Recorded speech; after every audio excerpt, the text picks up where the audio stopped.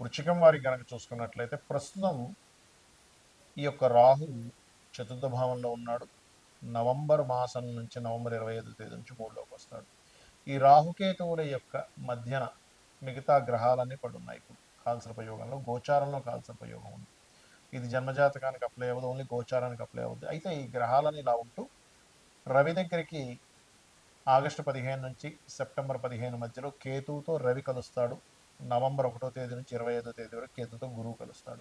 మరి ప్రస్తుతం ఉండేటువంటి కాలసర్ప యోగంలో ఉండే గ్రహాలు, ఈ గ్రహాల యొక్క కలయిక మూలంగా మీకు కలిగేటువంటి లాభాలు ఏమిటి, ఎటువంటి విషయాల పట్ల మీరు జాగ్రత్తగా ఉండాలి అని అనుకునేటువంటి విషయాలు ఈ యొక్క అంశాలు చెప్తుంది నేనైనప్పటికీ చెప్పిస్తుంది సాక్షాత్ లలిత అమ్మవారిగా భావిస్తూ ఆ లలితాంబిక అమ్మవారి యొక్క అనుగ్రహం మీకు పరిపూర్ణంగా కలగాలని మనస్ఫూర్తిగా కోరుకుంటూ ఇక్కడ ఎప్పుడైతే ఈ చతుర్థ భావంలో రాహు ఉన్నాడో విదేశాలకు కానీ అక్కడ ఏదైనా చదవడానికి, స్థిరపడడానికి, గ్రీన్ కార్డ్ హోల్డర్స్ అవ్వడానికి, పర్మనెంట్ రెసిడెన్సీ కోసం చేసే ప్రయత్నాలకి మీకు ఈ యొక్క యోగం ఫలిస్తుంది. కాకపోతే దశమకేతువు ఎప్పుడూ ఉద్యోగంలో ఏదో ఒక స్ట్రెస్ని ఇస్తూ ఉంటాడు. అయితే ఈ కాలసర్ప యోగంలో ఉండేటువంటి గ్రహాలు ఎప్పుడైతే గ్రహాలన్నీ సప్తమం వైపు వెళ్ళిపోయాయో మనకి దాదాపుగా 4వ భావం నుంచి 10వ భావం మధ్యలోనే గ్రహాలన్నీ ఉన్నందుకు ఇది కొంచెం మీ జీవిత భాగస్వామికి అనుకూలతనిస్తుంది, ఇవ్వదని కాదు.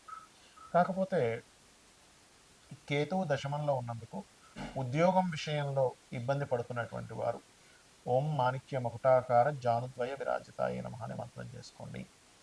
అలాగే రవి ఎప్పుడైతే వచ్చి చేరుతున్నాడో కొంచెం ఈ ఆగస్టు 15 నుంచి సెప్టెంబర్ 15 మధ్యలో కొద్దిగా ఉద్యోగంలో ఉండేటువంటి సుపీరియర్స్తో కొంత ఇబ్బంది రావడము, మరియు మీకు విచిత్రంగా ఒక్కోసారి చూడండి మనకి అయ్యో ఉద్యోగం పోద్దనుకుంటే ఎక్కువ ప్రమోషన్ వచ్చిందనో, లేకపోతే ఉద్యోగం ఇంకేముంది నాకు తిరుగులేదు అనుకుంటే మార్పు రావడం జరుగుతూ ఉంటుంది.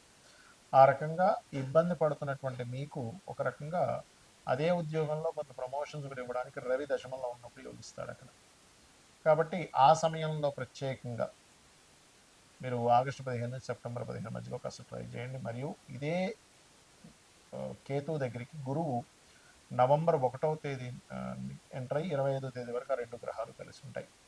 కాబట్టి కాస్త ఇక్కడ ఈ గ్రహాల కలయిక కూడా ఉద్యోగ విషయంలో అనుకూలతనిస్తాయి.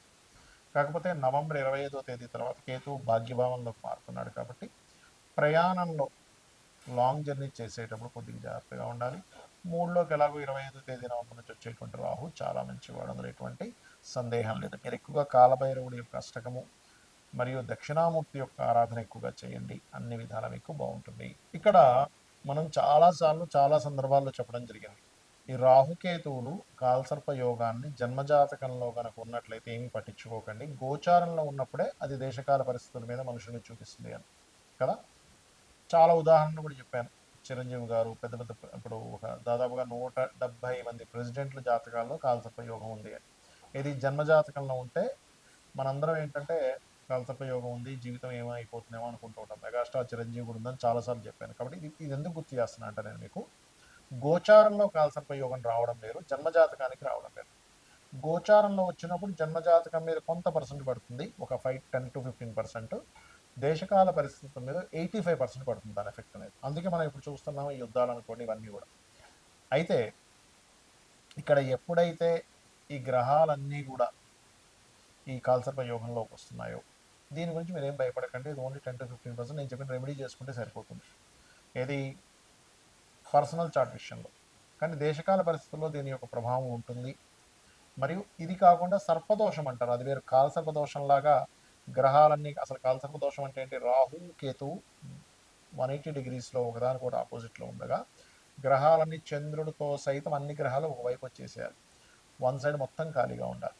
అలా లేకుండా కూడా కొంతమంది ఒక గ్రహం 2 గ్రహాలు బయట మీకు కాలసర్ప యోగం ఉంది, దోషం ఉందని భయపెడుతూ ఉంటారు. అటువంటివి పట్టించుకోకండి దయచేసి. ఒకవేళ మీకు అంతగా కాలసర్ప యోగం ఉందని భయం వేస్తూ ఉన్నట్లయితే చక్కగా మీరు కాళహస్తికి వెళ్ళి స్వామివారిని దర్శనం చేసుకుని అక్కడ రాహుకేతు పూజ చేసుకోండి. లేదా మీ ఇంటికి దగ్గరలో రావి చెట్టు కింద సర్పాలు ప్రతిష్ఠ చేసిన ఉన్నట్లయితే వాటి మీద పసుపు కుంకుమ గంధం కలిపిన వాటర్ వేయండి, సరిపోతుంది. అయితే ఈ నార్మల్ సర్పదోషాలు ఏమిటి చూసుకున్నట్లయితే శనికేతువులు సర్పదోషం కలిసి ఉంటాయి. దీనికి ఏం చేయాలి పరిహారం కూడా చెప్తాను. కుజరాహువులు, శుక్రకేతువులు, రవిరాహువులు, శని రవి, కుజాబుధ, అదేవిధంగా బుధుడు కేతు, అది స్వల్పమే పెద్ద కాదు. ఈ రకంగా కొన్ని కాంబినేషన్స్ ఉంటాయి. చంద్రుడు రాహు, అదేవిధంగా శని రాహు, స్తపత యోగం కూడా అంటూ స్తపత దోషం అని కూడా అంటూ ఉంటారు, యోగము దోషం రెండు అంటూ ఉంటారు. ఈ రకంగా ఇది కూడా ఇస్తుంది. ఇది సర్పదోష సంబంధించిన కాంబినేషన్స్. దీనికి ఏం చేయాలి అంటే, మీకు దగ్గరలో ఇప్పుడు ఆలయాల్లో చూడండి రావి చెట్టు ఉంటుంది. రావి చెట్టు కిందని సర్ప ప్రతిష్ఠ చేసి ఉంటాయి. అక్కడికి వెళ్ళి వాటి మీద పసుపు కుంకుమ గంధం కలిపిన నీటిని అభిషేకంగా వేసి ఒక 11 ప్రదక్షిణాలు కానీ 21 కానీ 41 కానీ చేసి ఆలయంలో ఒక 5 నిమిషాలు కూర్చోండి. మీకు ఆ దోషం ఏదైతే ఉందో తొలగిపోతుంది. అందరూ చేయవలసింది, ఎందుకంటే కాలసర్ప యోగంలో గ్రహాలన్నీ ఉన్నాయి కాబట్టి. ఇక మరొక విషయం ఏంటంటే, ఎప్పుడైనా సరే ఈ కాంబినేషన్స్ ఉన్నప్పుడు మనం ఏదో అయిపోతుందని కాదు, ఆ యొక్క విషయంలో ఎటువంటి విషయం అంటే ఎటువంటి జాగ్రత్తలు తీసుకుంటే మంచిది అని.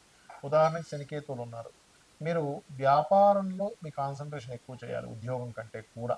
ఉద్యోగంలో ఎక్కువ కాన్సన్ట్రేషన్ చేస్తే అంత పెద్దగా కలిసి రాదు, ఉద్యోగం కూడా చేయబుద్ధి అవ్వదు ఈ కాంబినేషన్ ఉన్నప్పుడు. కుజరాహులు ఉన్నారనుకోండి మీ జాతకంలో, వాహనం మీద వెళ్ళినప్పుడు ఎక్కువ స్పీడ్గా వెళ్ళకూడదు, అంటే సర్పదోషం ఆ రూపంలో అటాక్ చేస్తూ ఉంటుంది. చంద్రరాహులు ఉన్నారు, నీటి ప్రదేశాలు వెళ్ళినప్పుడు జాగ్రత్తగా ఉండాలి. అతి మంచితనంతో నమ్మి ఎవరికైనా మనీ ఇవ్వడం ద్వారా, అది ముఖ్యంగా ధనస్థానంలో ఉంటే ధనం మోసపోవడం జరుగుతూ ఉంటుంది. అలా కాకుండా కుజబుద్ధులు ఉన్నారు, మనకు ఒక్కొక్కసారి అవతల వాళ్ళతో మనకి ఎటువంటి పని ఉంది, రిలేషన్ ఉంది, ఏమి తెలుసుకోకుండా ఆర్గ్యూ చేస్తూ ఉంటాం. ఆర్గ్యుమెంట్ జోలికి వెళ్లకుండా ఉండగలిగితే మీకు ఈ సర్పదోషం అనేటువంటిది ఇబ్బందిని ఇవ్వదు, గుర్తుపెట్టుకోండి. అలాగే శుక్రకేతువులు, అమ్మవారి ఆరాధన చేస్తే ఈ దోషం పోతుంది, సర్ప ఆరాధన చేస్తే పోతుంది, లేదా సర్ప ప్రతిష్ఠ చేసినా సరే పోతుంది. వీటన్నిటికీ కూడా సర్ప ప్రతిష్ఠ చేయాల్సిందే. అయితే ఇక్కడ రాహుతోని కేతుతోని కాంబినేషన్ కనుక ఉన్నట్లయితే మరింత ఎక్కువగా ఉంటుంది ప్రబలంగా. అదేవిధంగా రాహు మేషరాశిలోని లేదా సింహరాశి వృశ్చిక రాశిలో ఉన్న సర్పదోషంగా చెప్తూ ఉంటారు. సింహరాశిలో ఉంటే పితృదోషంగా చెప్తూ ఉంటారు. రాహు కానీ శని కానీ కలిసి ఉంటే ఇంకా ఎక్కువ పితృదోషంగా చెప్తూ ఉంటారు. అలాంటప్పుడు అటువంటి పితృదోషాలు ఉన్నా కూడా స్త్రీ జననం జరిగితే దోషం పోతుంది. ఒక్కొక్క దానికి ఒక్కొక్క ఎగ్జంప్షన్ అనేటువంటిది ఉంది. ఏమి చేస్తే ఏమి క్లియర్ అవుతుంది, లైఫ్లో ఎటువంటి మలుపు తిరిగినప్పుడు ఎటువంటి ఫలితాలు వస్తాయి అనేటువంటిది. రవి రాహుల కాంబినేషన్ ఉన్నప్పుడు ఎక్కువగా ఈ ఫుడ్ విషయంలో జాగ్రత్త పడాలి. అంటే మనం తీసుకునేటువంటి ఫుడ్ ఎలాంటిది తీసుకుంటున్నాం, ఎందుకంటే ఇది డైజెషన్ సిస్టమ్ని పాడు చేసుకుంటూ వెళ్తూ ఉంటుంది ఆ దోషం అనేటువంటిది.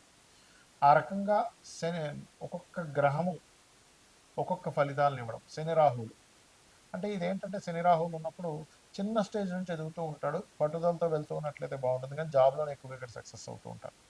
ఈ రకంగా సర్పదోషం అంటే మీదేదైనా ఒక గ్రహం కేతువు కలిసి ఉన్నప్పుడు ఆ పర్టికులర్ మహాదశల్లో, ఆ అంతర్దశల్లో ఎక్కువగా సర్ప సంబంధించినవి చేసుకోవాలి. ఇందులో ఏమండి నాకంత స్తోమత లేదు, సర్పప్రతిష్ఠ చేయలేను, మాకు దగ్గరలో ఆలయాలు కూడా లేవు అన్నప్పుడు గరుడ పురాణం గనక చదివినా విన్నా మంచి ఫలితాలు ఉంటాయి. ఇప్పుడు మీకు చదవలేరు, యూట్యూబ్లోకి వెళ్ళి సామవేదం గారితో ఇంకెవరితో మంచి మంచి ప్రవచకులు ఉన్నారు, వారిది కనుక మీరు తీసుకుని గరుడ పురాణం విన్నా కూడా ఈ సర్పదోషం అనేటువంటి తొలగిపోతుంది, గుర్తుపెట్టుకోండి.